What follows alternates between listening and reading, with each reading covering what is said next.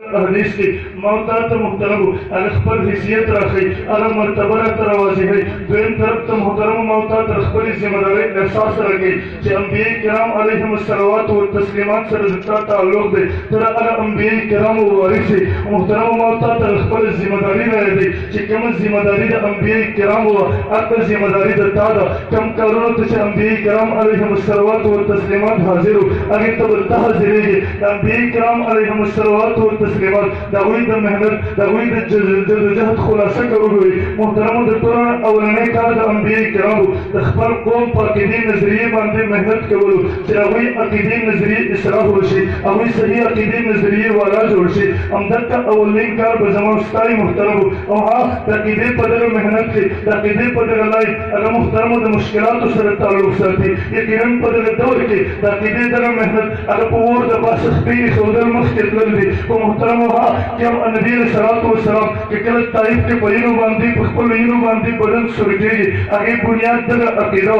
کہ کل کوئی سپا باندھی نبی علیہ السلام بدن پرینوں سرگی آگے بنیاد امدر عقیدہ کہ کل نبی علیہ السلام خپل وطن پریگی مدینی منورت حضرت کے آگے بنیاد در عقیدہ کہ کل بدر پر میدان کے یہ طرف تک کافر والا رہی یہ طرف تک نبی علیہ السلام اور صحابہ کرام والا رہی آگے بنیاد امدر عقیدہ امدر عقیدہ محترم چکل ممدر جدوجہد کو ممدر کوشش کو پدغلار کی وہ مشکلات امراضی پدغلار کی وہ تکالیف امراضی محترم و مثبت طریقے سے اول نمبر کے خپل قوم دخپل علاقے والا داوید عقیدی نظریے داوید اعمال داوید اصلاح بکو دویم نمبر کے محترم داوید تحفظ بکو اگر تحفظ دفارا نبی علیہ السلام کہ کلب میدان جہاد تو تیرے موتابم دل عقیدی تحفظ دفارا میدان جہاد تو موضوع کہ کلب نبی علیہ السلام محترم چون کی زمون تعلق دا انبیاء کرام سر دے نبی علیہ السلام کل دا بدر میدان کے حاضر کل دا احد میدان کے حاضر کل جنگی میدانوں تا ورزی